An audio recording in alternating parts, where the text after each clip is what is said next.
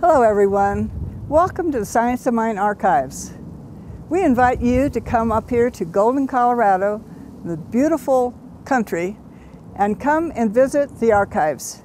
Give us a call and we'd be happy to show you some of the many treasures that we have here. And right now, I would like to share with you some of the treasures that we have in the archives, just to pique your interest.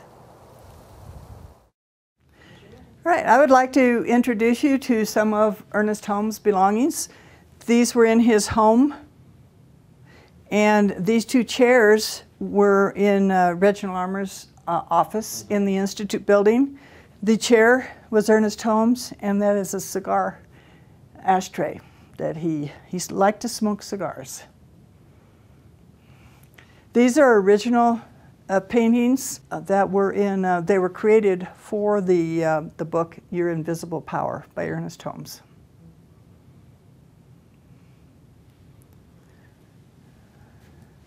This room here is for rare and special books, and we have a few, and we keep all the originals of Ernest Holmes books here, plus the new ministers and people who are writing Science of Mind or New Thought books. We encourage them to send us a copy, and we put them keep them in here. On this wall are some plaques, and at this, what we used to do, the class of '89, different graduating classes. This here is a plaque that I used to take to different churches when they had a major, like a 25 or 50-year celebration. And then we would put, add their name and information on that. And so we have a few of those. This is our newest publication from the archives, and these are from the original Extensions Home Study course. They are now available, and they include Ernest Holmes' essays, a letter from Ernest Holmes, the questions and answers, and the regular class material that people from all over the world sent for in the early days. Science of Mind textbook has been in Braille, has been put in Braille many years ago. And these are papers, manuscripts, classes, and many different subjects. All of the, there's Ernest Holmes College, there are the government papers, like the reports that they did for board meetings and that.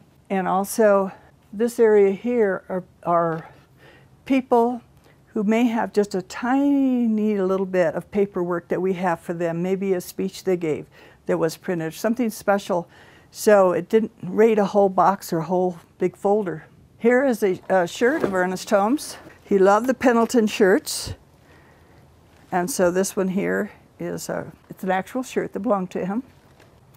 We have photographs, and like I say, the Sunday school material. Then on this side we have foreign language books. Science of Mind is in Dutch and German, Spanish, Russian, Japanese, I believe. And this is the home study course in German. And oh, we even have it in Afrikaans. Afrikaans, yes. These are the first creative thought magazines. Originally it was called Religious Science. Then the name was changed to Creative Thought. And we hope to have loose magazines so that we can digitize them and put them on our archives website. We have old publications, magazines from many years ago also.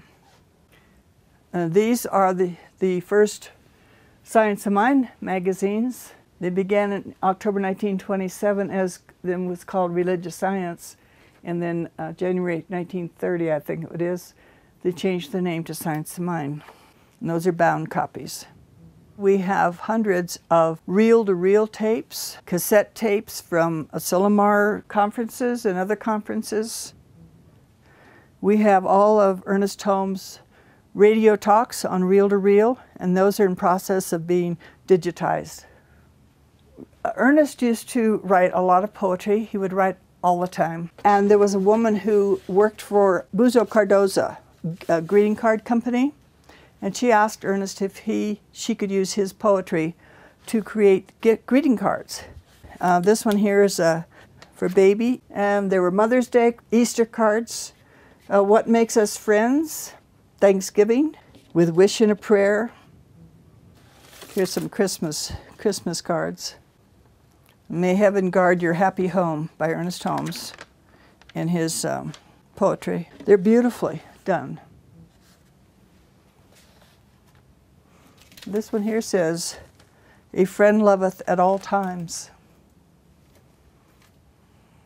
We have this from Raymond Charles Barker.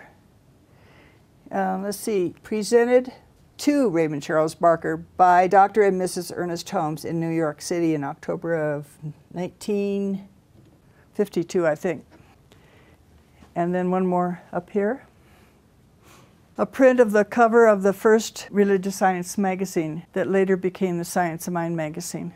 There are a lot of very cherished artifacts here in the archives. So keep an eye on the archives website and you'll see what's coming up.